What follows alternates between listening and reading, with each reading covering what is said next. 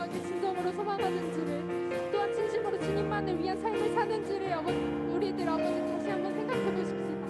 이러한 마음들이 희미해지고 사라져간데도 우리에게 주님이 항상 함께 계셔서 다시 돌아갈 수 있는 기회를 주신다는 사실 아버지 우리들 잊지 아니하고 나아갈 수 있는 우리 되시기를 소망합니다. 우리 이 시간 다 같이 기도하기를 원하는데 더욱 주님 앞에 나아가 진정 사모하길 원한다고, 주님만이 내 삶의 전부가 될 수 있게 해달라고 우리 주여 3번 외치시고 기도하겠습니다. 주여 주여 주여 하고 싶습니다. 주님을 위해 살며 주여 우리들 아버지 다시 돌아가길 소망합니다. 주여 우리들이 더욱 아버지 소망하는 아버지 그 삶을 살 수 있도록 우리 인도해 주셔서 주님만을 위한 삶 아버지 그것만을 바라며 나갈 수 있도록 그 삶을 인도해 주시고 더욱 아버지 귀한 삶 살 수 있도록 아버지 인도해 주셔서 아버지만 위하여 아버지 나갈 수 있도록 아버지 인도해 주셔서 아버지 우리 주님 그것보다 아버지 위하여 살아갈 수 있는 우리 주님 소망합니다.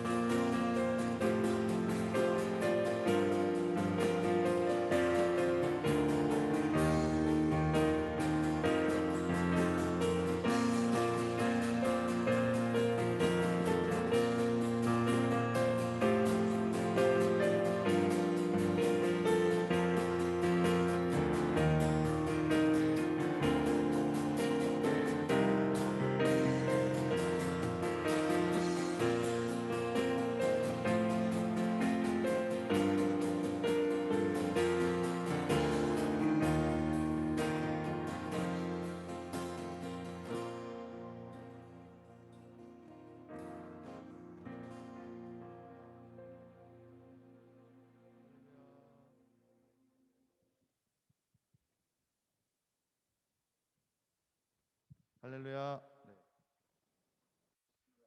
나올까요? 네.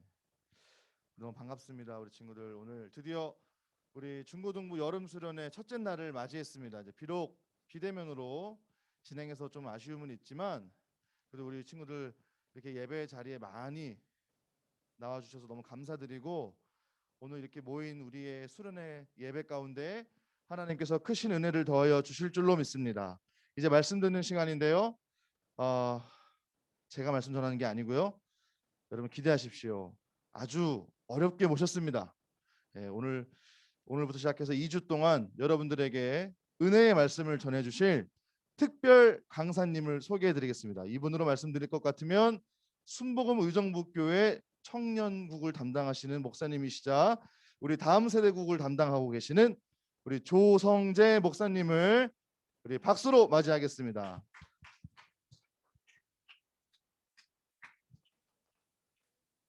혹시 이 마이크는 안 나올까요? 이거 쉬운 마이크.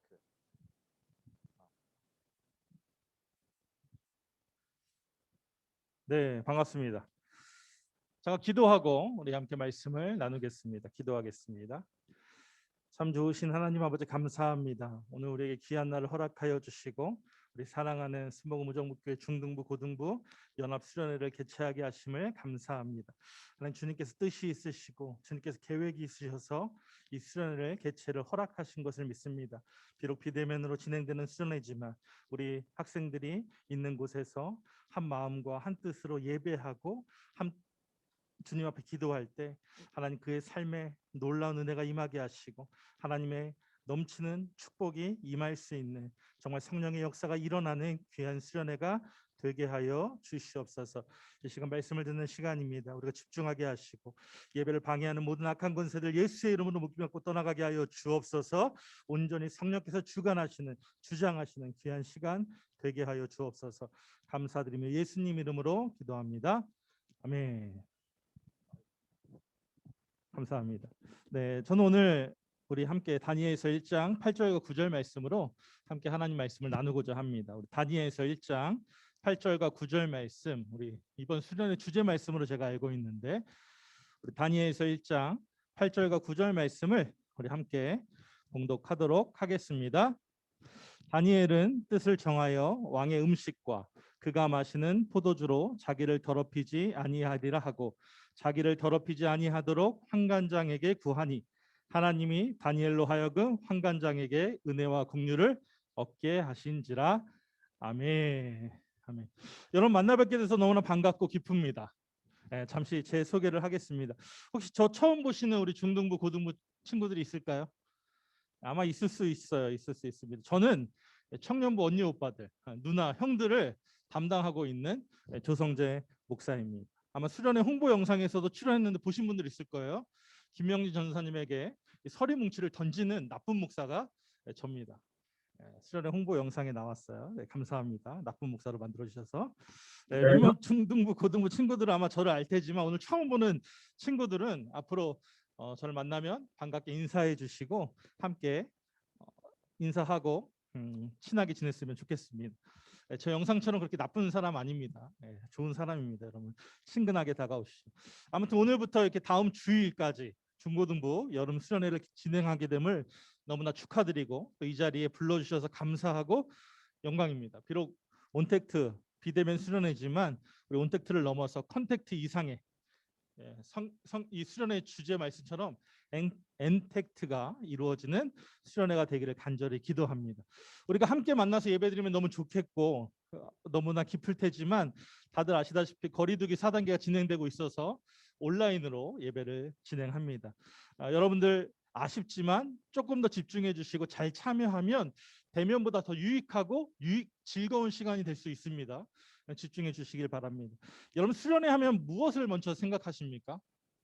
게임하고 물놀이하고 선물 받고 상품 받고 이런 것들을 생각할 수 있는데 사실 수련회를 하는 가장 큰 목적은 뭘까요?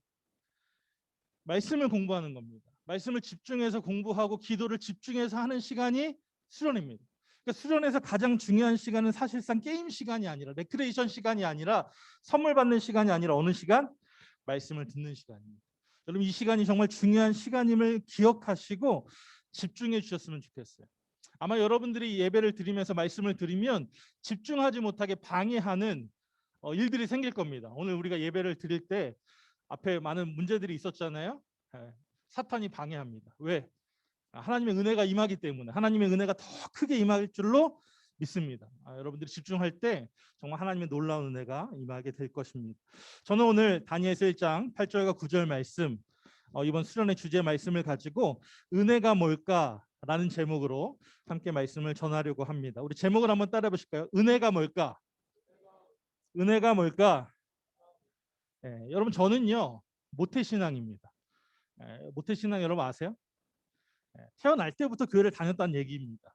어머니가 교회를 다니고 계셔서 저의 의지와 상관없이 내 선택이 아니라 그냥 어머님의 뱃속 안에서부터 신앙생활을 했고 교회를 다녔어요. 여기도 아마 모태신앙인 친구들이 많이 있을 겁니다.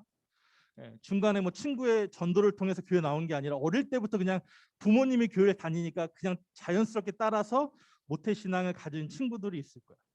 그런데 제가 신앙생활을 하면서 나이가 들어가면서 이 교회 용어들 중에 제가 제일 이해가 안 됐던 한 단어가 있습니다. 그것이 바로 은혜였어요. 은혜. 어른들끼리 인사합니다. 은혜 받았습니다. 오늘 참 많은 은혜를 받았습니다. 이런 얘기를 하는데 저는 그걸 이해할 수가 없었어요. 여러분 이 말을 이해하십니까?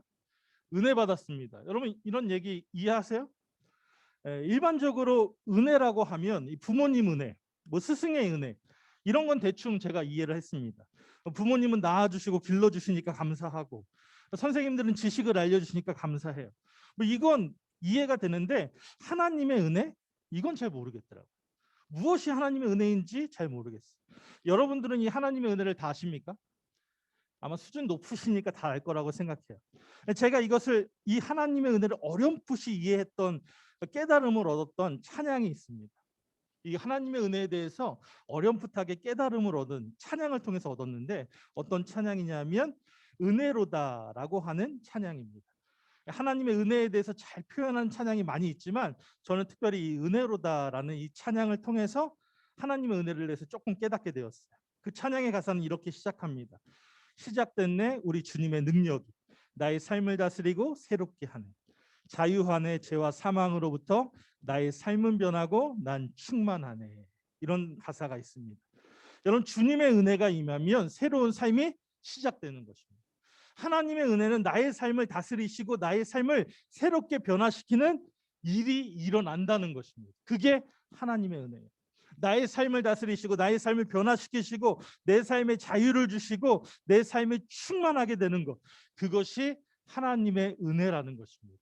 오늘 이런 은혜가 여러분들 가운데 임하기를 주님의 이름으로 축복합니다.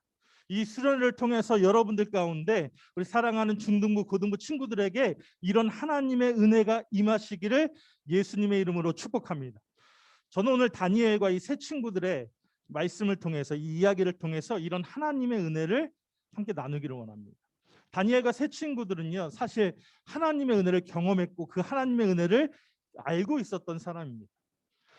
그들은 시대를 탓하지 않았고 환경을 탓하지 않았고 어렵고 힘든 상황 가운데서도 뜻을 정하여 신앙을 지켰고 하나님의 은혜 안에서 믿음으로 승리할 수 있었습니다. 그들이 사모했고 그들이 경험했고 그들이 받아 누렸던 그 은혜를 오늘 우리가 받아 누리기를 원합니다. 그래서 아무리 어렵고 힘들어도, 아무리 절망스럽고 그런 상황 가운데서도 변함없이 하나님을 사랑하고 믿음을 지키는 그러한 삶을 우리가 살아낼 수 있기를 주님의 이름으로 축복합니다. 오늘 다니엘서를 보면 다니엘이 살았던 시대의 상황을 설명합니다. 다니엘서 1장 1절과 2절에서 보면 이렇게 말씀합니다. 다니엘서 1장 우리 1절과 2절 말씀 한번 읽어볼까요?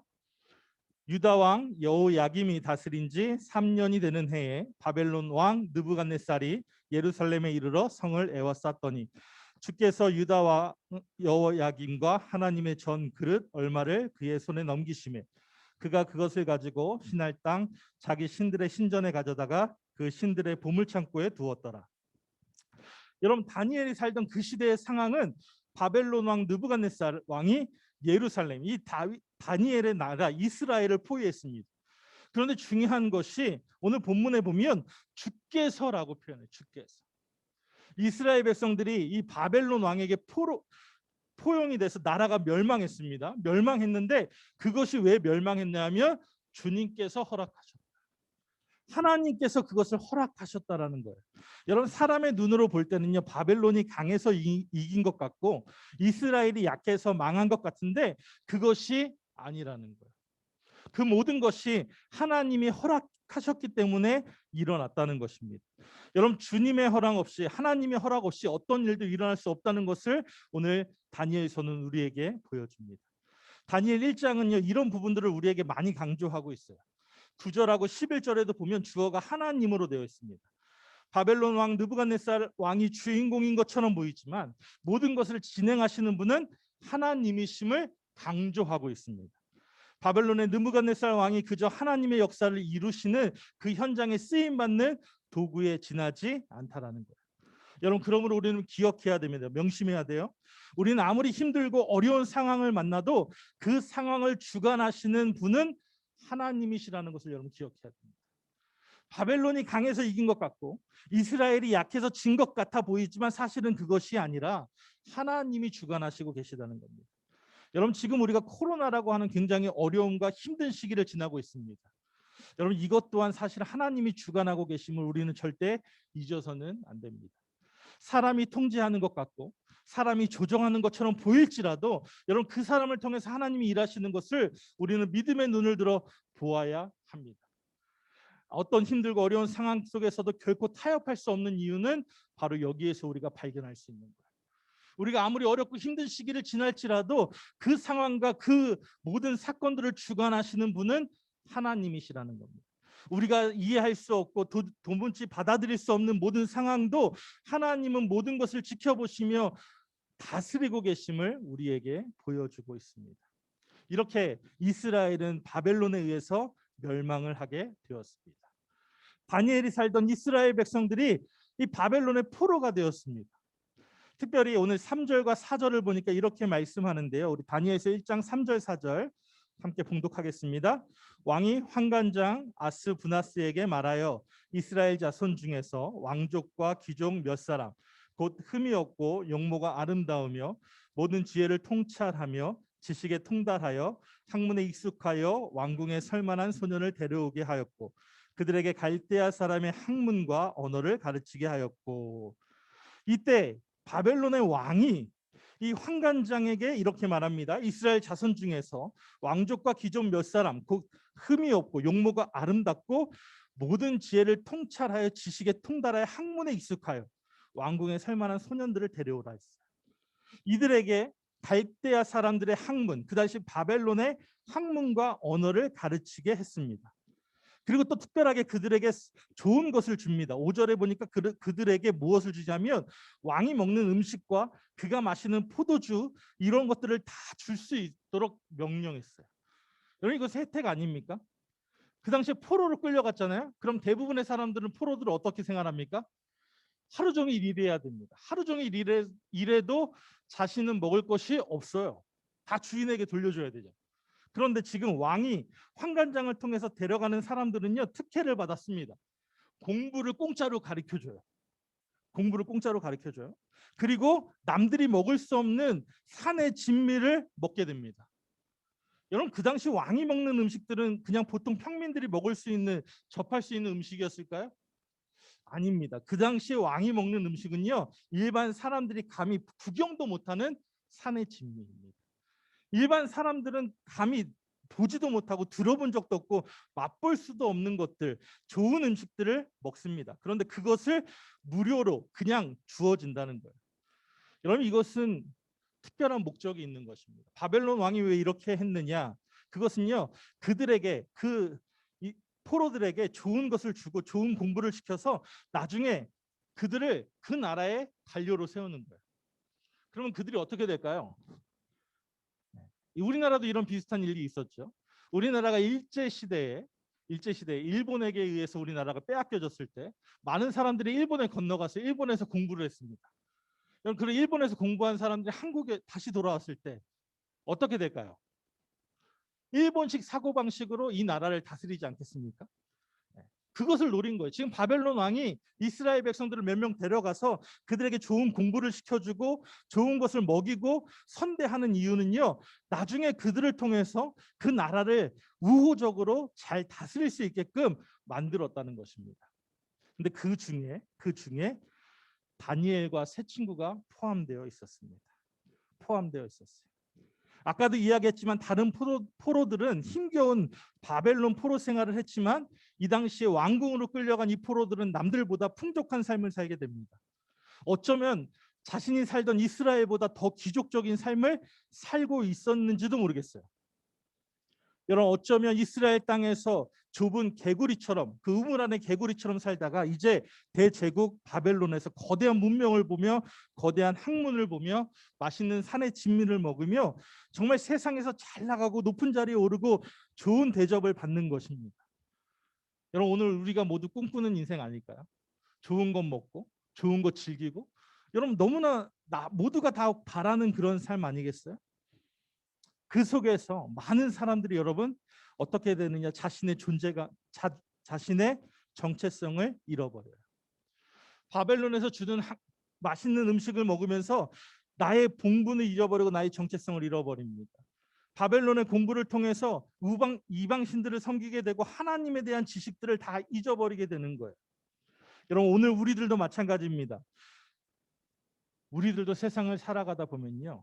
하나님의 자녀라는 정체성을 잃어버리고 세상으로 자꾸 나아가려는 모습들이 있어요. 자꾸 세상에 압도되어서 세상에 휩쓸려가는 세상의 문화 가운데 휩쓸려가는 우리들의 모습을 보게 됩니다. 여러분 오늘 우리가 기억해야 합니다. 세상에 압도되는 것이 아니라 세상의 문화와 가치관 속에서 정체성을 잃어버리고 방황하는 삶을 사는 것이 아니라 우리의 정체성을 정확히 기억해야 돼요. 우리가 하나님의 자녀라는 것. 여러분 오늘 우리의 정체성은 분명합니다. 우리는 하나님의 자녀입니다. 천국 백성입니다. 여러분 이 정체성을 잃어버리면 우리의 삶은 끝나는 거예요. 이 정체성을 여러분 반드시 기억해야 됩니다. 세상의 문화에 휩쓸려서 적당히 타협하면서 융통성 있게 살아가는 게 여러분 잘 사는 게 아닙니다. 융통성 있게 사는 게 여러분 잘 사는 게 아니에요. 올바른 정체성을 가지고 내가 해야 할 것과 하지 말아야 할 것을 정확하게 구별해야 되는 거죠.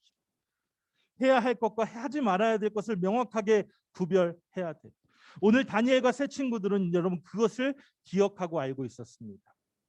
오늘 다니엘과 세 친구를 제외한 다른 많은 포로들은요 세상에 휩쓸려 갔습니다.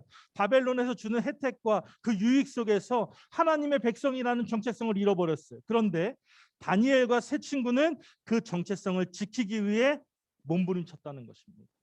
하나님의 자녀라고 하는 정체성을 지키기 위해 뜻을 정했다는 것입니다. 남들이 볼 때는요, 생각했을 거예요. 야, 다니엘과 세 친구 왜 저렇게 유별나지? 야, 왜 저렇게 튀지? 굳이 저렇게 안 해도 될 텐데? 라고 생각했는지 모르겠어요. 어쩔 수 없으니까 지금 뭐 다 그렇게 하는데 라고 하면서 합리화했을지도 몰라요. 그런데 다니엘과 세 친구들은 절대 그러지 않았다는 거예요. 타협하지 않았다는 것입니다. 여러분, 하나님의 입장에서 누구를 더 기억하고, 하나님의 입장에서 누구를 더 사랑하고, 하나님의 입장에서 누구에게 더 은혜를 베풀어 주실까요? 당연한 것입니다. 다니엘과 세 친구를 하나님은 기억하고 계셨다는 거예요. 오늘 다니엘서 1장 6절과 7절의 말씀은 이렇게 우리에게 말하고 있습니다. 6절과 7절 말씀 한번 볼까요? 다니엘서 1장 6절 7절입니다. 그들 가운데는 유다 자손 곧 다니엘과 하나냐와 미사엘과 아사랴가 있더니 환관장이 그들의 이름을 고쳐 다니엘은 벨드세살이라 하고 하나냐는 사드락이라 하고 미사엘은 메삭이라 하고 이사랴는 아벤느고라 하였더라. 여러분, 본문에 다른 동료들의 이름은 나누지 않습니다. 그러나 성경에 이 네 사람의 이름은 정확하게 기록되어 있습니다. 이스라엘의 이름, 히브리어 이름과 또 바벨론식으로 창시 개명된 이름까지 정확하게 기록되어 있어요. 여러분, 포로로 잡혀갔던 모든 소년들은 사실상 실력을 갖춘 사람이었습니다. 아무나 데려가지 않았어요. 귀족들, 어느 정도 학식이 있는 사람들을 데리고 갔습니다. 실력이 다 있었던 사람이에요. 그런데 성경에 기록된 사람은 다니엘과 세 친구의 이름밖에 기록되어 있지 않다라는 거예요. 왜 그럴까요? 이것은 우리에게 중요한 것을 보여줍니다. 우리에게 한 가지 가르침을 주고 있어요. 하나님의 관심은요, 실력 있는 사람이 아니라 믿음이 있는 사람을 하나님은 관심 갖고 계시다는 거예요. 여러분, 아무리 내가 실력이 좋고 아무리 내가 세상에서 잘 나간다 할지라도요, 하나님은 그런 것에 관심이 없어요. 하나님의 관심은 어디에 있느냐? 믿음을 지키며 살아가는 사람, 믿음의 사람에게 하나님은 관심을 갖습니다. 하나님은 그를 주목하고 계시고 그의 삶에 하나님의 은혜와 축복을 주신다는 것이죠. 여러분, 오늘 우리에게 이것이 중요합니다. 우리가 실력을 가진 준비된 자가 되어야 하지만 그보다 더 중요한 것은요, 신앙으로 준비된 자가 되어야 한다는 거예요. 오늘 본문이 우리에게 보여주는 것이 있습니다. 그것은요, 믿음으로 잘 준비된 사람도 어려운 위기를 당할 수 있다라는 거죠. 여기서 우리가 무엇을 중요하게 보아야 될까요? 우리에게 어려움이 있느냐 없느냐 이것이 중요한 것이 아니라 어떤 어려움 속에서도 믿음의 사람답게 살아갈 수 있느냐라는 것이 중요합니다. 오늘 말씀이 우리에게 무엇을 보여주고 있습니까? 그것은 오늘 말씀은 우리에게 이런 고통을 피해갈 수 있는 방법을 말씀하지 않아요. 오히려 이런 어려움 속에서도 형편없이 무너지지 말고 나도 하나님의 은혜와 능력을 경험하며 살아갈 수 있음을 믿으라고 말씀하고 있는 것입니다. 우리가 뜻을 정하고 하나님이 인정하시는 길을 걸어가면 하나님의 은혜 아래 머무르는 삶을 살 수 있습니다. 환경이 바뀌는 게 아니라 그 환경 속에서 믿음으로 적용하며 극복하는 삶을 살게 해 주신다는 것입니다. 여러분, 이러한 삶을 살아가시기를 주님의 이름으로 축복합니다. 오늘 다니엘과 세 친구들은요, 이런 믿음의 결단을 하게 됩니다. 1장 8절 말씀 우리 함께 다니엘 1장 8절 말씀을 읽겠습니다. 다니엘은 뜻을 정하여 왕의 음식과 그가 마시는 포도주로 자기를 더럽히지 아니하리라 하고 자기를 더럽히지 아니하도록 환관장에게 구하니. 여러분, 다니엘은 뜻을 정했다고 말합니다. 왕이 좋은 음식과 마시는 포도주를 준다고 했잖아요. 이건 특혜라고 말했습니다. 혜택이라고 말했어요. 그런데 다니엘은 이걸 막 먹지 않겠다고 뜻을 정했습니다. 왜 이런 뜻을 정했을까요? 왜? 고기를 싫어해서요? 그럼 다니엘 고기를 싫어해서 그럴까요? 다니엘은 뭐 포도주 마시기 싫어서 그것을 멀리 했을까요? 아니죠. 이 뜻을 정했다는 거 무슨 의미입니까? 그것은요, 어려운 시대와 어려운 환경을 만났지만 그런 환경 속에 끌려다니지 않겠다는 것입니다. 오히려 하나님이 기뻐하시는 삶을 살겠다고 뜻을 정하고 그것을 배척하는 것입니다. 여러분, 이것은요, 사실 쉽지 않은 이야기예요. 쉽지 않은 이야기. 왕이 주는 맛있는 음식이잖아요. 여러분, 고기 싫어하시는 분 있으세요? 네, 여기 뭐 운동하기 위해서 또 몸매 관리를 위해서 고기를 안 드시는 분들이 있을 수 있는데 목사님은 어떨 것 같아요, 여러분? 고기 좋아할 것 같아, 안 좋아할 것 같아요? 네, 감사합니다. 지난 청년부 수련회 때 제가 밝힌 적이 있습니다. 제가 제일 좋아하는 음식이 뭔지. 뭔지 아시겠습니까, 여러분? 삼겹살을 좋아합니다. 고기 좋아합니다. 너무 좋아요. 그런데 여러분 생각해 보세요. 고기를 먹지 못한다. 여러분 사실 이 당시에 고기는요 굉장히 귀한 음식이에요. 함부로 먹을 수 없는, 아무 때나 먹을 수 없는, 일평생 못 먹는 것이 흔한 거예요. 왜? 그만큼 고기가 귀했기 때문에. 지금처럼 고기가 흔하지 않았어요. 마트 가서 언제나 살 수 있는 것이 아니었어요. 고기 먹는 것이 힘들죠. 그런데 다니엘은 그것을 거부합니다. 왜냐하면 그 고기는 이방 신에게 제사 드렸던 음식이었던 걸 다니엘이 알았기 때문이에요. 하나님이 기뻐하시지 않는다는 것을 알았기 때문에 여러분 다니엘은 그것을 거부하는 것입니다. 뜻을 정하고 그것을 거부해요. 여러분 오늘 우리가 이러한 결단이 있어야 될 줄로 믿습니다. 여러분 죄악으로 가득 찬 이 세상을 살다 보면 고난과 어려운 문제들을 만날 때가 있어요. 그런데 그때마다 우리는요 흔히 포기하고 좌절하고 낭망하게 되어 있습니다. 믿음을 지키기보다는 오히려 적당히 타협하게 되어 있어요. 여러분 흔히들 공부 열심히 하는 고등학생, 여기 고등 많이 있는데 고등학생 시기가 되면 신앙을 내려놓는 사람들이 많이 있습니다. 저도 중고등부를 많이 담당해 봐서 아는데 고3 때 되면 신앙을 많이 내려놓는 친구들이 많이 있어요. 이유가 뭔지 아세요? 대학 입시 들어가고 대학 입시 끝나고 대학이 정해지면 그때 다시 교회 나오고 신앙생활 하겠다는 거야. 여러분 신앙생활을 잠시 내려놓는 게 있을까요? 없을까요? 말이 안 되는 거예요. 말이 안 되는 거예요. 여러분 그건 유혹이고 타협이고 그것은 마귀가 여러분 제일 좋아하는 먹잇감이에요. 제가 많은 학생들을 보았어요. 신앙생활을 잠시 내려놓고 입시에 몰두하는 청년들을 많이 봅니다. 여러분 대학 입시가 끝난 다음에 그 친구들이 다시 교회로 돌아올까요? 신앙을 다시 회복할까요? 절대 그러지 않습니다. 단 한 명도 제가 본 적이 없어요. 일예로 제 친구 얘기를 한번 해드릴게요. 일예입니다. 저랑 어릴 때부터 모태신앙으로 같이 교회에서 성장한 친구가 있어요. 항상 교회에서 같이 다녔고 신앙생활 같이 했고 모든 수련회 같이 다 따라다녔어요. 그런데 고3 때 수능을 봤습니다. 수능을 봤는데 이 친구가 수능 성적이 별로 좋지가 않았어요. 그래서 원하는 학교에 가지 못했습니다. 그래서 재수를 하게 되었어요, 이 친구가. 근데 재수를 하다 보니까 마음 가운데 초조함이 들어오는 거예요. 내가 이번에도 실패하면 어떻게 하지? 내가 이번에도 실수해서 대학 못 가면 어떻게 하지라는 초조함이 다가옵니다. 그래서 이 친구 어떻게 선택을 했느냐? 그럼 1년 동안 내가 교회를 좀 쉬면서 정말 공부에 열심히 올인해 보겠다. 주말에도 학원 가서 공부하고 열심히 독서실 다녀서 공부해서 좋은 대학 가고 그 다음에 다시 교회 와야겠다. 결단했습니다. 제가 물론 말렸는데 제 말을 듣지 않더군요. 결국 1년 동안 교회를 쉬었어요. 재수를 합니다. 수능을 봤어요. 두 번째. 어떻게 됐을까요? 이번에도 원하는 대학에 못 갔습니다. 다시 도전합니다. 삼수를 합니다. 여러분 삼수 때 교회 나왔을까요? 교회 나왔으면 제가 이 얘기 안 해요. 삼수가 됐는데도 교회를 안 오고 오히려 더 공부한다면서 열심히 합니다. 그런데 중요한 건 삼수 때도 원하는 대학을 못 들어갔어요. 결국 이 친구는 어디 갔습니까? 군대를 갔습니다. 대학을 포기하고 군대를 갔어요. 군대 안에서 열심히 공부해서 제대하고 다시 대학을 가긴 했지만 이 친구는 지금 15년이 지난 지금까지 교회 다니지 않습니다. 참 안타까워요. 저랑 어릴 때부터 같이 신앙생활 했거든요. 같이 성령 충만했고 같이 방언도 했고 같이 울면서 기도도 했어요. 모든 수련회 때 같이 있었어요. 근데 지금 저는 목사가 되어 있고 이 친구는 대기업을 다니는 직장인이 되어서 허랑방탕한 생활을 하고 있어요. 어머니들끼리 잘 압니다. 이 친구의 어머니를 만날 때마다 저에게 이야기해요. 성재야, 네가 친구니까 좀 얘 좀 설득해서 교회 좀 나가라고 해. 제 말 들을까요?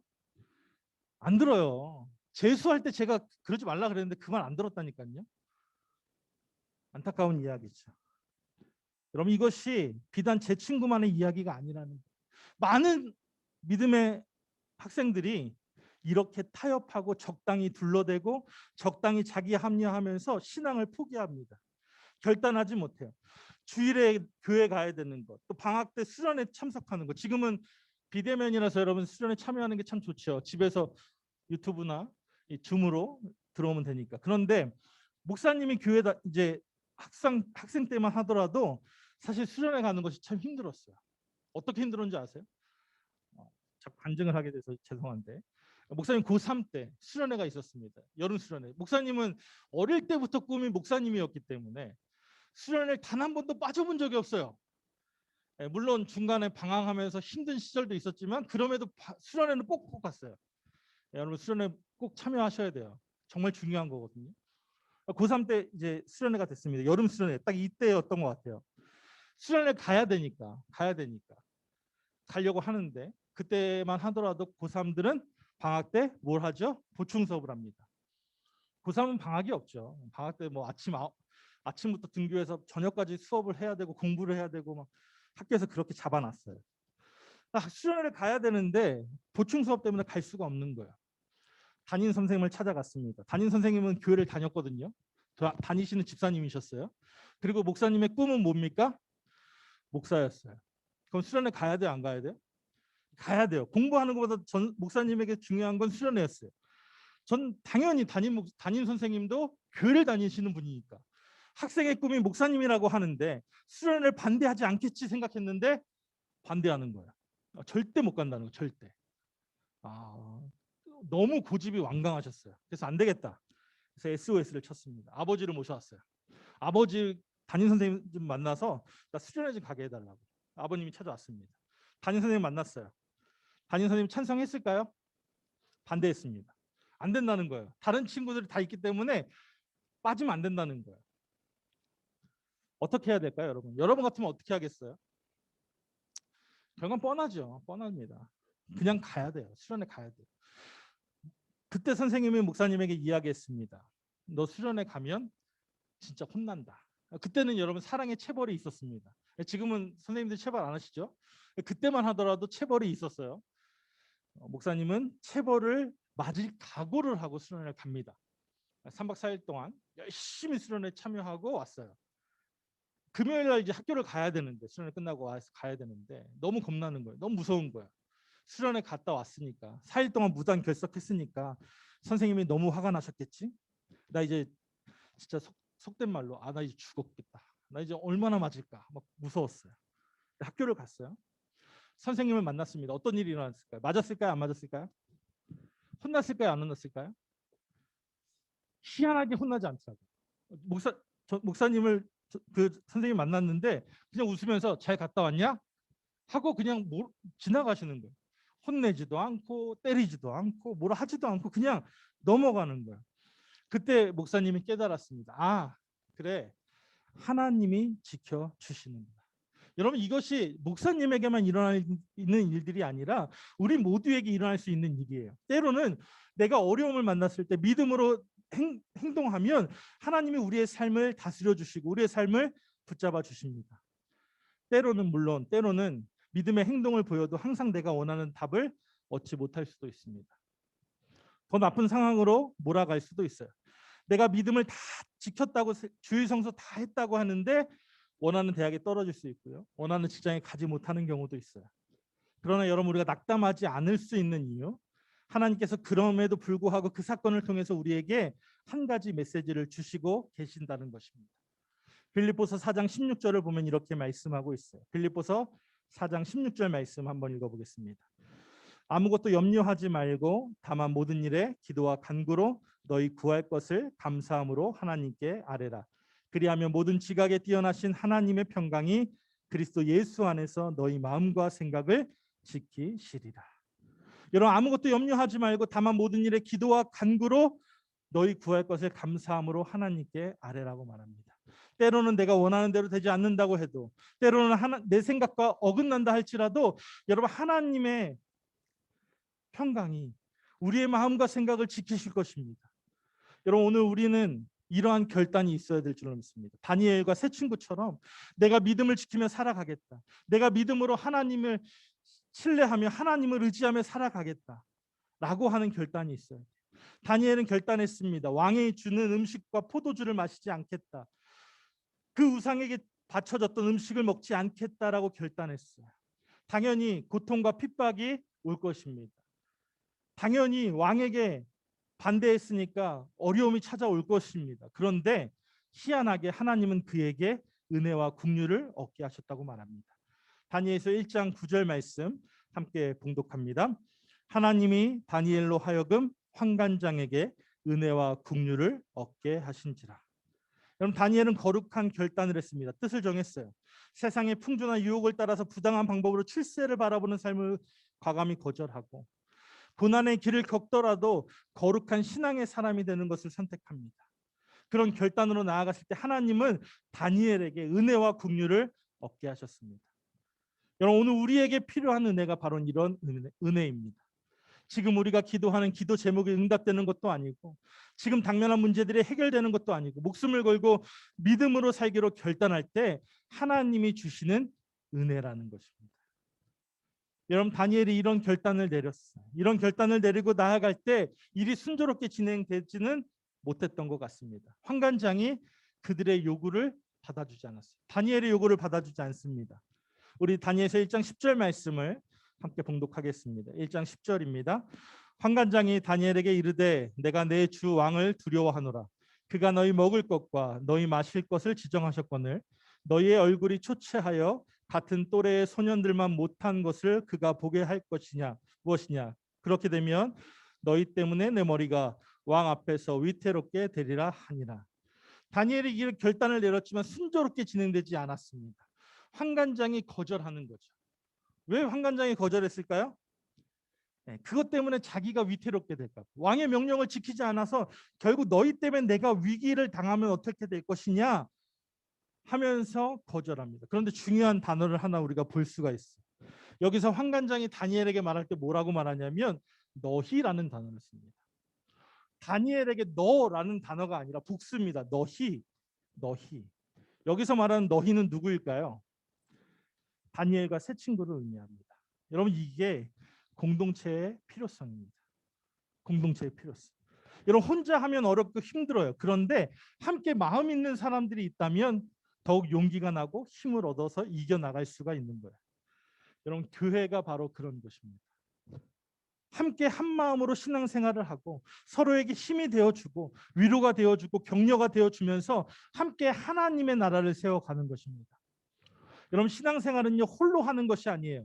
함께 마음을 같이 하며 모이기에 힘쓰며 한 공동체를 이루기 위해 힘써야 합니다. 여러분, 혼자 신앙생활하면 편한 것 같고 좋은 것 같지만 지치기 쉽고 무너지기 쉽고 변질되기 쉬워요. 다니엘도 뜻을 정했지만 혼자서 이 난관을 극복해 가기란 쉽지 않았을 겁니다. 그런데 함께 마음 맞는 세 친구가 있었기 때문에 공동체가 있었기 때문에 서로에게 위로가 되고 서로에게 용기가 되어서 이 어려운 시기를 이겨낼 수 있었다는 거예요. 여러분, 중등부 친구들 또 고등부 친구들 우리의 공동체를 소중히 여길 수 있기를 주님의 이름으로 축복합니다. 그리고 서로가 서로에게 용기를 주고 위로하며 이 공동체가 모이기에 힘쓰고 한 공동체가 되기 위해 힘쓰는 귀한 중등부 고등부가 되기를 주님의 이름으로 축복합니다. 이렇게 어렵게 똘똘 뭉쳐서 어려운 시기를 잘 극복했을 때 다니엘에게 한 지혜가 생각납니다. 그것은 무엇이냐면 환관장이 거절했으니까 그 환관장 밑에 부하를 찾아갑니다. 다른 관리를 찾아가요. 11절부터 15절을 보면 읽진 않겠습니다. 11절부터 15절을 보면 환관장이 밑에 있는 부하 관리를 찾아가서 제시합니다. 뭐라고 제시하냐면 10일 동안만 그럼 내가 채식을 한번 해보겠다. 왕이 주는 고기와 음식을 먹지 않고 나를 한 10일 동안 테스트해봐라. 그 후에 결정해 보아라. 여러분, 이게 뭘까요? 하나님이 주시는 지혜입니다. 방법이 없다고 해서 물러서지 않는 거예요. 방법이 안 되면 이 방법 저 방법 생각해보고 이 길이 아니면 다른 길을 찾아보고 끝까지 최선을 다해 달려나가는 적극성이 있었다는 거예요. 여러분, 오늘 우리에게도 이러한 적극성이 필요합니다. 여러분, 정부의 정책상 우리가 비대면 예배를 드리고 있어요. 당연히 수련회도 아쉽지만 비대면으로 드리고 있습니다. 너무 아쉽고 속상하죠. 영상으로 드리면 예배 드리면 집중하기도 어렵고 여러모로 예배 드리는 환경이 방해를 많이 받았습니다. 그런데 그럴 때 우리가 그냥 자포자기하고 어쩔 수 없다고 포기해버리고 낙담하면 안 된다는 거예요. 지금 이런 상황에서도 내가 신앙을 지키기 위해서 무엇을 할 수 있을지 또 무엇을 해야 하는지 적극적으로 찾아보고 방안을 강구해야 합니다. 어떻게 나의 신앙을 유지하고 더 성장시킬 수 있을까? 적극적으로 생각해 보면 너무나 많은 방법들이 있습니다. 여러분, 오늘 우리가 이 시대에 어떻게 우리의 신앙생활을 잘 해나갈 수 있을지, 나의 신앙을 유지하고 더 성장해 갈 수 있는지 여러분 적극적으로 생각해 보시고 실천할 수 있었으면 좋겠습니다. 한 가지 제가 제안을 하자면, 제가 청년부 이제 언니, 오빠, 누나, 형들에게 말하는 것이 있습니다. 여기 청년부들이 좀 많이 있는데 뭔지 아시죠? 333을 제가 강조하고 있습니다. 하루에 3장 말씀을 읽어라. 또 3곡 찬양을 듣고 30분 이상 기도하자, 이런 얘기를 청년부에게 매일 하고 있습니다. 사랑하는 중등부, 고등부 친구들에게도 제가 제안합니다. 둘둘둘을 제안합니다. 둘둘둘. 청년부는 스케일이 있으니까 333이지만 중고등부는 333 할 수 있으면 좋지만 둘둘둘이라도 했으면 좋겠어요. 하루에 2장 성경 읽고 2곡 찬양 듣고 20분 여러분 기도할 수 있었으면 좋겠습니다. 여러분이 삶의 자리에서 이 둘둘둘을 실천하다 보면 놀라운 변화가 있을 거예요. 다니엘과 세 친구를 보십시오. 10일 후에 보았습니다. 고기와 포도주를 먹지 않았어요. 그런데 오히려 그들은 더욱 아름답고 윤택했다라고 말합니다. 여러분, 다니엘과 세 친구가 더욱 윤택하고 아름다울 수 있었던 이유, 그것은 하나님이 은혜를 주셨기 때문입니다. 하나님이 도와주셨기 때문입니다. 어렵고 힘든 가운데 남들은 하지 않았지만 그들은 결단하고 뜻을 정해서 살아갈 때 하나님은 그들에게 은혜를 주셨고 그들을 더욱 아름답게 하셨고 윤택하게 하셨고 남들이 경험하지 못하는 특별한 은혜를 경험하게 했습니다. 여러분, 바로 이것이 오늘 우리가 쫓아가야 할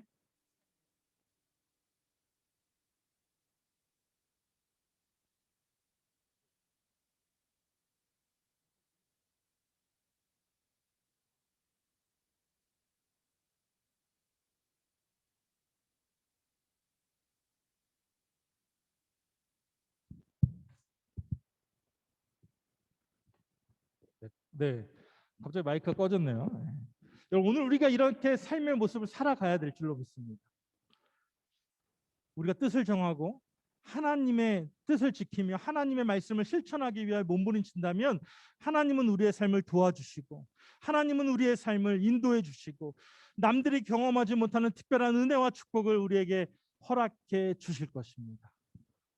여러분, 이런 선한 영향력을 끼칠 수 있는 여러분들 되시기를 주님의 이름으로 축복합니다. 여러분, 분명히 이야기합니다. 이 세상의 주관자는 하나님이세요. 우리의 삶을 주관하시는 분은 하나님이십니다. 다니엘 1장 17절을 보시면 이렇게 말씀합니다. 우리 다니엘 1장 17절 말씀인데요. 함께 봉독할까요? 하나님이 이 네 소년에게 학문을 주시고 모든 서적을 깨닫게 하시고 지혜를 주셨으니 다니엘은 또 모든 환상과 꿈을 깨달아 알더라. 여러분, 본문이 주시하는 것이 있습니다. 그것은 하나님이라고 말합니다. 하나님이 다니엘과 세 친구에게 학문을 주셨습니다. 모든 서적을 깨닫게 하셨고 지혜를 주셨고 또 모든 환상과 꿈을 깨달아 알 수 있는 지혜를 주셨습니다.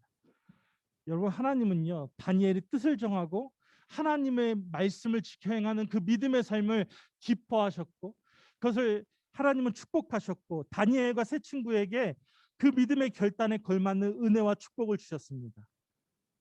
여러분, 오늘 우리의 삶에도 믿음으로 살기를 결단하고 뜻을 정하여 나아간다면 하나님이 다니엘과 세 친구에게 주셨던 그 은혜와 축복을 우리에게도 주실 줄로 믿습니다.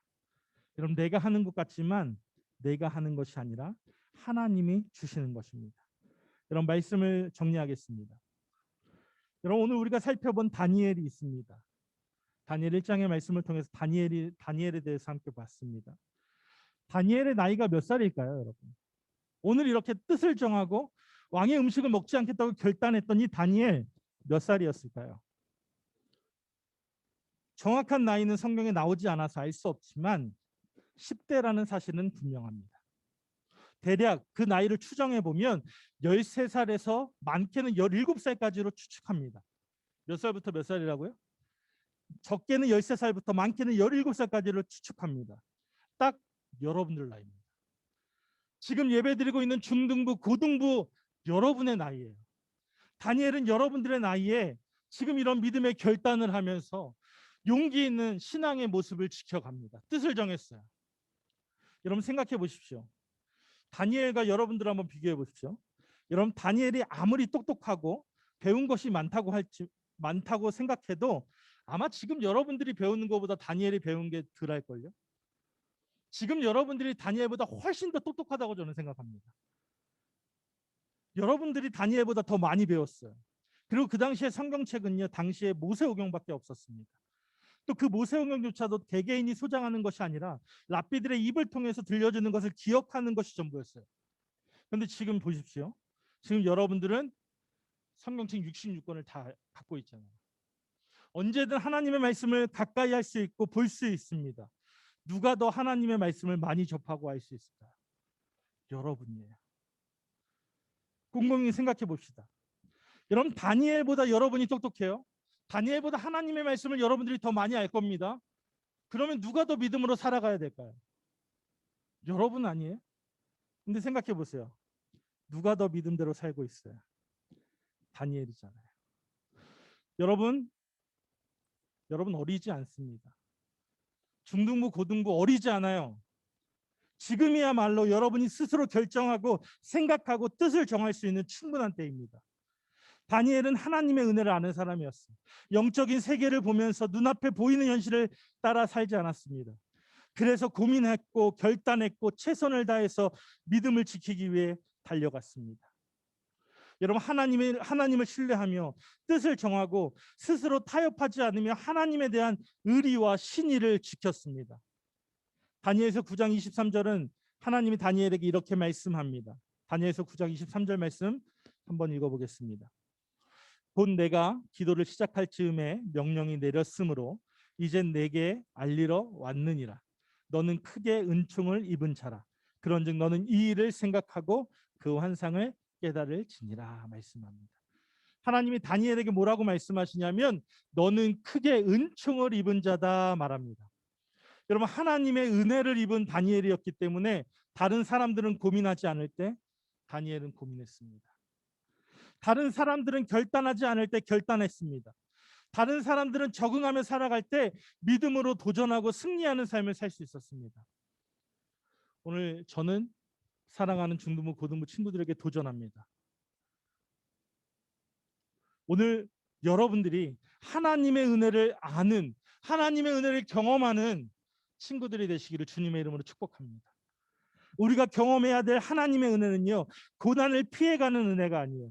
고난 속에서 믿음으로 살기를 결단하고 하나님이 은혜로 채워주시는 것을 경험하는 삶을 사는 것입니다. 결단하고 믿음의 길을 걷는 자에게 하나님의 은혜가 임하는 것입니다. 여러분, 우리가 누려야 할 하나님의 은혜, 지금 이 시대는요 많이 어려운 시대라고 이야기들 합니다. 여러분, 우리라고 이런 어려운 시대를 피해갈 수 있는 방법은 없어요. 그러나 그 안에서 여러분이 다니엘과 같은 결단력, 뜻을 정할 수 있어야 됩니다. 곰곰이 생각해 보십시오. 지금 여러분들을 더럽히고 있는 것이 무엇입니까? 하나님이 싫어하시는 삶의 모습이 무엇인지 고민해 보십시오. 어떻게 하는 것이 하나님을 기쁘시게 하는 것인지를 발견하고 다니엘과 새 친구처럼 믿음으로 결단하는 것을 실천해 보시기 바랍니다. 우리가 믿음으로 결단하고 정면으로 도전하면 하나님이 은혜로 우리의 삶을 채워주실 겁니다. 이런 은혜를 풍성하게 누리는 여러분들이 되시길 바랍니다.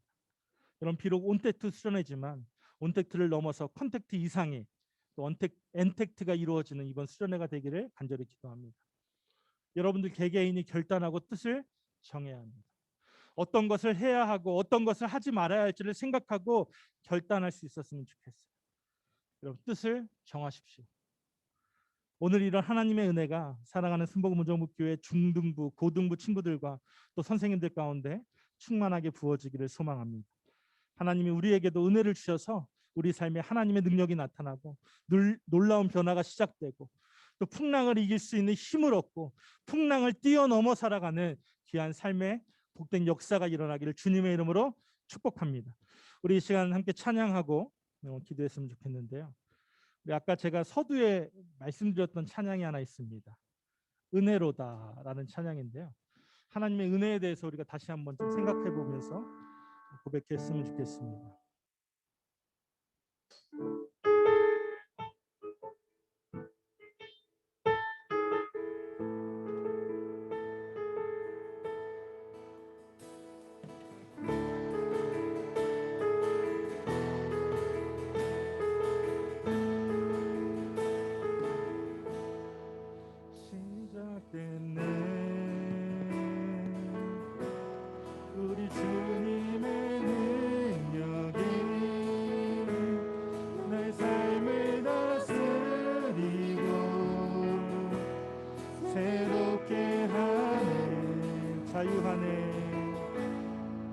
자유하네. 죄와 사망으로부터 나의 삶은 변하구나.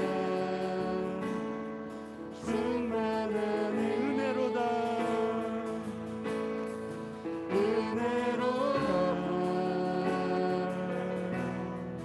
주의 은혜 한량없는 주의 은혜 은혜로다. 주의 은혜 변함없는 신실하신 주의 우리 다시 한번 고백합니다. 시작됐네.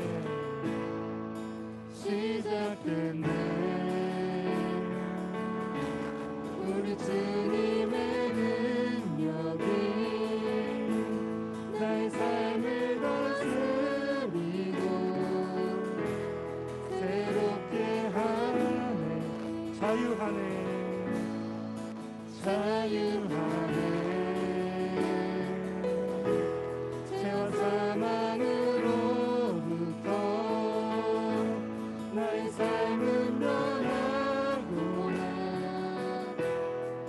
충만한 은혜로다.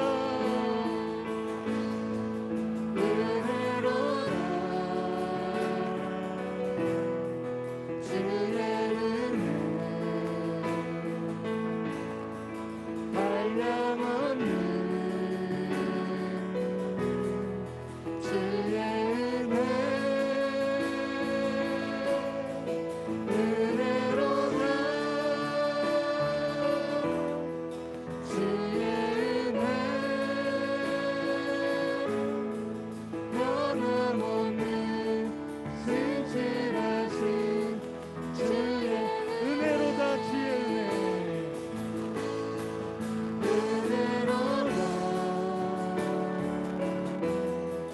주의 은혜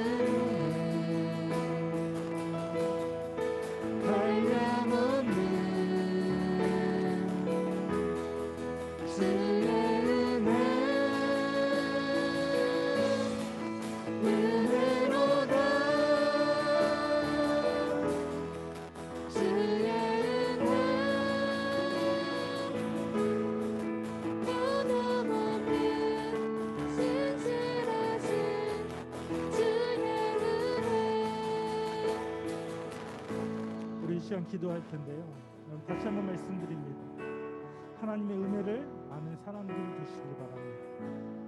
우리가 경험해야 될 하나님의 은혜는요, 고난을 피해가는 은혜가 아니에요. 고난 속에서도 믿음으로 살기를 결단하고 하나님의 은혜로 채워주실 것을 경험하며 사는 삶입니다. 결단하고 믿음의 길을 걷는 자에게 하나님의 은혜가 임합니다. 이것이 우리가 누려야 할 하나님의 은혜예요. 지금 이 시대는 많이 어렵고 힘든 시기라고 말하죠. 우리라고 피해갈 수 없어요. 그러나 그 안에서 여러분 다니엘과 같은 결단이 있어야 합니다. 이 시간 기도하실 때 나를 더럽히는 것, 하나님이 싫어하는 나에게 삶의 모습을 다 제거하게 해달라고 회개하며 기도하시고, 또 우리에게도 은혜를 주셔서 우리의 삶에 하나님의 능력이 나타나고 놀라운 변화가 시작되게 해달라고 성령의 기름을 부어달라고 여러분 각자 있는 처소에서 정말 간절한 마음으로 주님의 이름 한번 부르시고 함께 기도합니다. 주여! 하나님 이 시간 주여 간절히 찾고 나아갑니다. 하나님 우리의 삶에 하나님의 은혜가 필요합니다. 아버지 어렵게 힘든 시대 가운데 아버지 우리가 믿음으로 일어가고 사는 것이 아니라 믿음을 지키기 위해 발버둥 치며 살아가기를 원합니다. 아버지 세상에 휩쓸려가는 것이 아니라 세상 궁지에 휩쓸려가는 것이 아니라 단지 되었을 정하고 아버지가 마음을 다하여 하나님을 찾는 우리 믿음의 앞에 되게 하여 주옵소서. 우리의 삶에 많은 것이 아버지 흔들리고 있습니다. 아버지 많은 세상의 문화들이 우리의 가치관을 아버지 흔들고 있습니다. 아버지 믿음을 잃지 않기 원합니다. 우리의 정체성을 회복하기 원합니다. 하나님의 자녀로서 하나님의 백성으로서의 우리의 정체성을 기억하게 하여 주시고 하나님의 싫어하는 삶의 모습들을 과거로 이끌어내게 하여 주옵소서. 결단하게 하여 주옵소서. 아버지 이 시간 뜻을 정하게 하시고 결단하며 나아갈 수 있도록 우리에게 믿음의 아버지 아버지 믿음의 눈을 열게 하여 주옵소서. 믿음의 눈을 열게 하여 주옵소서. 아버지 세상의 풍조를 따라가지 않게 하시고 문화에 쏠리지 않게 하시고 아버지 합리하지 않게 하시고 믿음을 지키며 살아갈 수 있도록 은혜를 베풀어 주옵소서. 하나님의 은혜가 무엇인지를 경험하게 하시옵소서. 하나님의 은혜가 무엇인지를 알게 하여 주시고 그 하나님의 은혜가 우리의 삶에 아버지 넘치게 하여 주옵소서. 아버지 원대기도 아버지의 은혜가 주님되시고 아버지가 있는 전교에서 예배드리기 참 어려운 시기입니다. 기도하기 어렵습니다. 집중하기 어렵습니다. 아버지 이 시간 가운데 주님께서 함께하여 주셔서 아버지의 예배에 집중하게 하시고 아버지의 예배에 집중하게 하시고 기도하게 하여 주옵소서. 기도의 문을 열어주시옵소서. 성령의 능력을 받아야 주옵소서. 아버지 성령의 기름 부어주시옵소서. 성령의 임재가 일어나게 하여 주옵소서.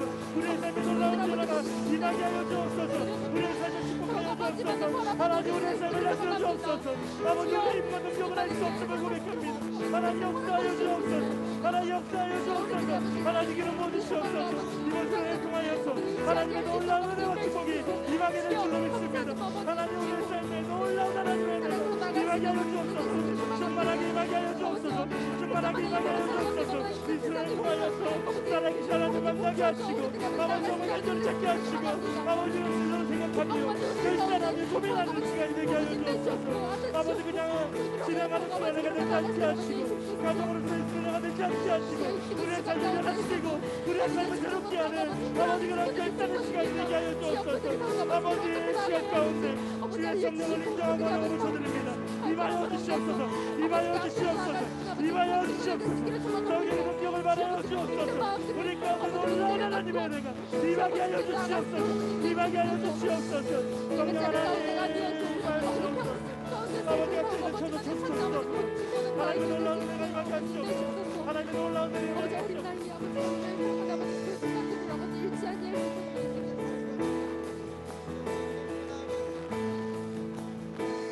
은혜로다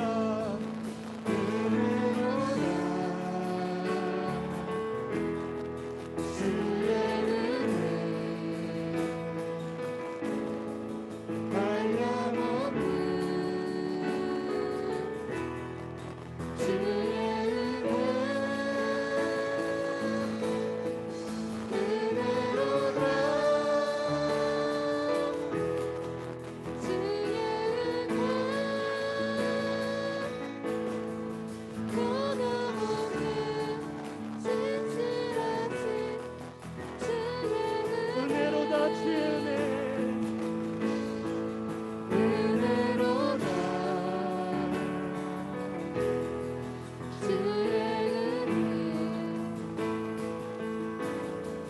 한량없는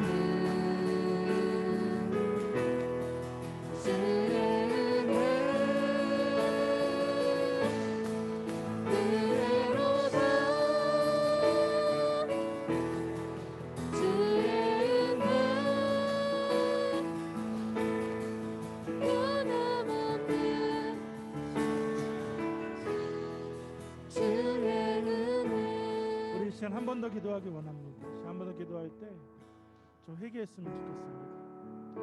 여러분 우리의 삶에 하나님이 싫어하는 모습들이 너무나 많습니다. 이것저것 중독된 모습들이 너무나 많습니다. 하나님의 말씀을 보지도 않으면서 핸드폰에 빠져있고 게임에 빠져있고 담배에 빠져있고 이것저것 막 음란에 빠져있고 여러분 중독된 것들이 너무나 많아요. 오늘 이것들을 여러분 강함이 끊어낼 수 있기를 주님의 이름으로 축복합니다. 회개하기를 바라요. 하나님이 싫어하는 모습들을 결단하고 뜻을 정하여 끊어낼 수 있기를 주님을 축복합니다. 여러분 이것은 우리의 힘으로 할 수 없어요. 내 의지로 할 수 없습니다. 여러분 성령님을 간구하시고 성령님 도와주세요. 내가 이것을 끊을 수 있도록 나에게 힘을 주세요. 성령님 날 도와주세요. 내가 이것을 생각나지 않도록 내가 하나님보다 다른 것을 더 따르지 않도록 하나님 내 마음을 지켜달라고 내 안에 모든 죄악된 모습들 나쁜 것들 하나님이 원치 않으시는 모습들 미움의 감정들도 하나님 용서해달라고 다 제거해달라고 예수님의 사랑으로 예수님의 말씀으로 충만하게 해달라고 우리 시간 회개하며 또 성령에 간구하며 우리 주님의 이름 한번 부르시고 기도합니다. 주여 하나님의 시간 기도하며 나아갑니다. 하나님 내 삶의 모습을 바라볼 때 하나님 너무나 죄악된 모습들이 많이 있습니다. 하나님보다 더 세상을 원했고 하나님보다 더 세상에 빠져 있었고 중독되어 있던 모습들을 봅니다. 아버지 덕에 또 음란에 아버지 또 핸드폰에 게임에 하나님보다 더욱더 사랑이 또 많은 것들이 있습니다. 하나님 그 모든 것들을 끊어내기를 원합니다. 오늘 이 시간 우리의 마음 가운데서 하나님 모든 것을 사랑하게 하여 주옵소서. 성령의 역사와 원하옵소서. 우리의 의지로 할 수 없음을 고백합니다. 우리의 의지로 할 수 없음을 고백합니다. 우리는 나약하였고 우리는 죄인이라 우리의 인간 능력을 할 수 없음을 고백하오니 성령 하나님 이것 가운데 인정하여 주시옵소서. 아버지 성령의 능력을 기름 부어주시고 성령의 충만함을 기름 부어주소서. 아버지 성령의 능력으로 이 모든 것들을 사랑하게 하여 주옵소서. 모든 하나님을 사랑하는 마음을 주시고 하나님을 뜻을 따르는 마음을 허락하여 주옵소서. 우리 가운데 수많은 것을 아버지 하나님보다 그 어떤 것도 보내지 않고 하나님 하늘을 넣어주시오. 아버지 시간 가운데 역사하시는 찬양합니다. 하나님 기대합니다. 하나님 주님께서 역사하여 주시오. 하나님 역사하여 주시오. 하나님 가운데에서도 더욱 아버지 나아가는 아버지 너무나 많아 우리 아버지 잘 지키는 못하오니 아버지 역사들 아버지 우리 하나님 원치 않으시는 것들 하나님의 아버지 미워하는 것들이 너무나 많았습니다. 하나님 그 모든 불법이들의 이 시간 아버지 예수의 이름으로 제가 믿는 사람을 이렇게 원합니다. 결단하며 나아갈 수 있도록 하나님 은혜 베풀어 주시옵소서. 하나님 은혜 베풀어 주시옵소서. 아버지 성령의 능력을 기름 부어주셔서 성령의 능력으로 이것들을 이겨낼 수 있도록 아버지 세상의 유혹을 뿌리칠 수 있도록 믿음으로 결단하며 살아갈 수 있도록 신앙을 지키며 살아갈 수 있도록 하나님 우리의 삶을 인도하여 주옵소서. 우리의 삶에 놀라운 하나님의 은혜와 하나님의 축복과 하나님의 놀라운 성령이 임하게 하여 주옵소서. 하나님 우리의 삶을 인도하시고 하나님 우리의 삶을 이끌어 주시옵소서. 하나님 우리의 삶을 인도하여 주시옵소서. 하나님 우리의 삶을 인도하여 주시옵소서. 하나님 인정하고 어려워서 드립니다. 하나님 인정하고 어려워서 드립니다. 임하여 주시옵소서. 하나님 임하여 주시옵소서. 하나님 역사하시옵소서.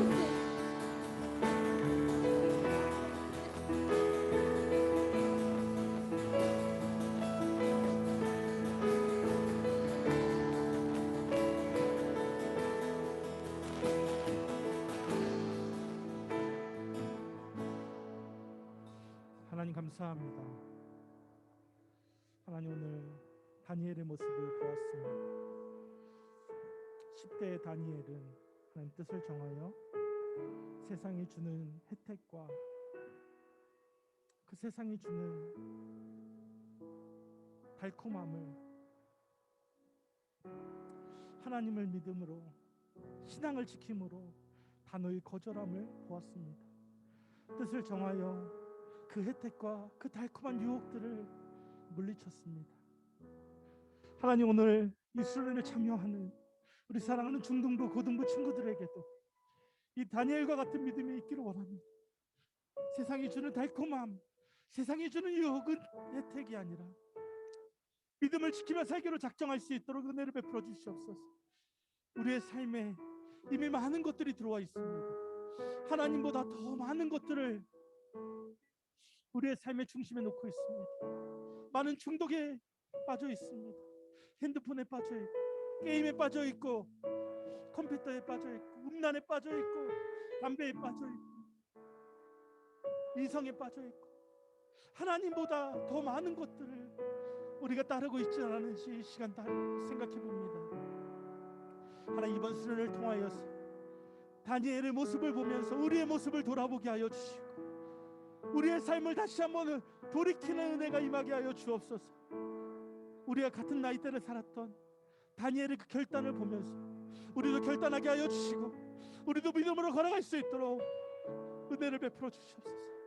이 시간 우리에게 뜻을 정할 수 있도록 하나님 허락하여 주시고 나의 의지와 힘으로 부족함을 주는 고백하오니 성령 하나님 이곳 가운데 임하여 주셔서 우리 사랑하는 중등부 고등부 친구들 머리마다 성령의 안수안찰하여 주셔서 성령의 불이 임하게 하여 주옵소서. 성령의 능력으로 세상의 유혹을 이겨낼 수 있게 하시고 승리하는 삶을 살게 하여 주옵소서. 하나님의 은혜를 경험하게 하여 주시고 놀라운 변화된 새로운 삶으로 우리가 나아갈 수 있도록 하나님 축복하여 주시옵소서. 이 수련의 첫 시간입니다. 하나님 이 수련을 통해서 하나님의 행하실 일들을 기대합니다. 하나님 사람이 행하는 것 같지만 하나님의 행하심을 오늘 다니엘서 말씀을 통해서 보았습니다.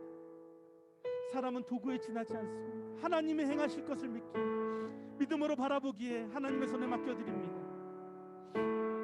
하나님 이번 수련에 참여하는 모든 중등부 고등부 친구들 가운데 성령의 놀라운 변화가 임하게 하여 주시고 이 수련을 통하여 중등부 고등부가 부흥하게 하시고 성장하게 하시고 하나님이 기뻐하시는 공동체로 바로 서게 하여 주옵소서.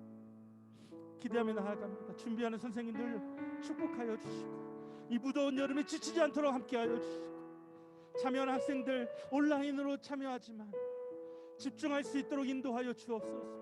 집중하지 못하게 방해하는 악한 영은 예수의 이름으로 묶임받고 떠나갈지어다. 예수의 이름으로 묶임받고 떠나갈지어다. 쫓아내 주옵소서. 감사드리며 예수님의 이름으로 기도합니다.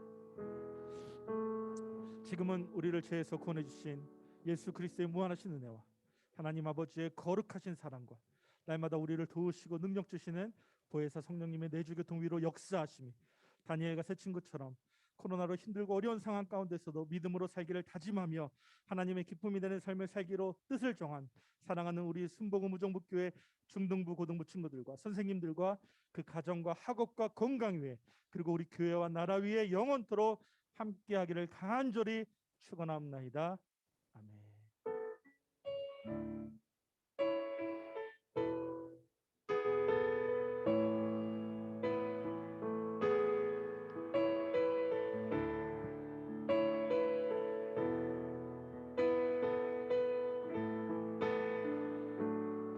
하나님께 영광의 박수 올려드리겠습니다.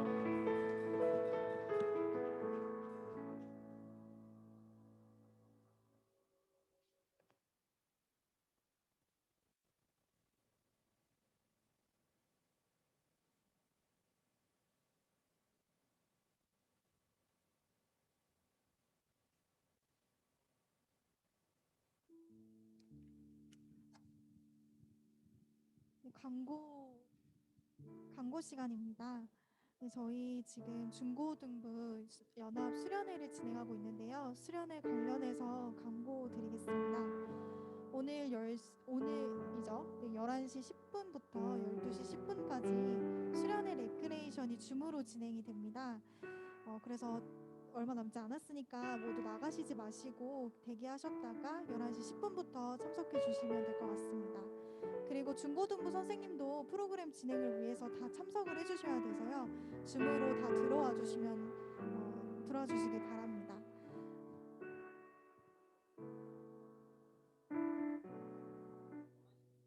네. 수련회 레크레이션이 11시부터 시작이 된다고 하네요. 네, 11시부터 12시까지 진행이 되니까 다 모두 대기해 주시면 될 것 같습니다.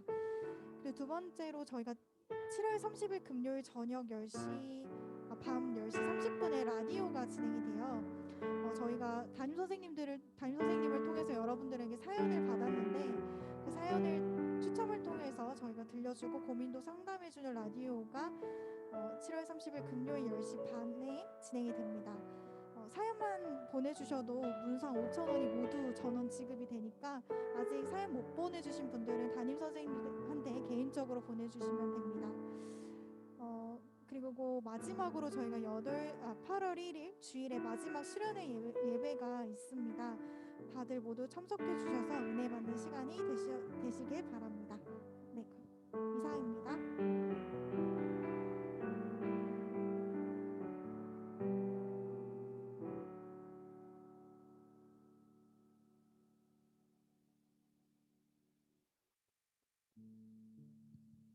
네. 죄송해요. 저희가 가정예배 홍보 영상이 하나 있습니다. 그거 지금 보시고 네, 예배 마무리하도록 하겠습니다.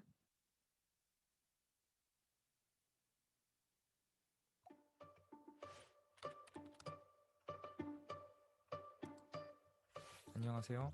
오늘은 쉐마 가정예배 365에 대해서 소개하고자 합니다. 바로 가정예배 회복 캠페인입니다.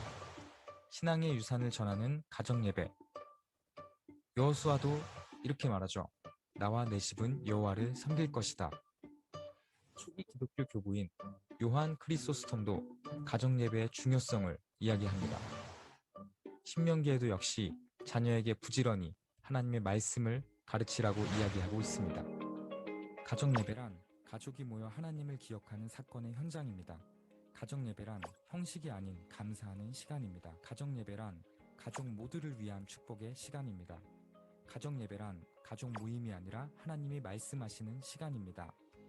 가정 예배란 가정의 주인 되시는 하나님을 고백하는 시간입니다. 가정 예배란 하나님의 복을 받는 그릇을 빚어가는 자리입니다. 가정 예배를 통해 말씀의 제자로 자라나는 자녀가 되길 원합니다.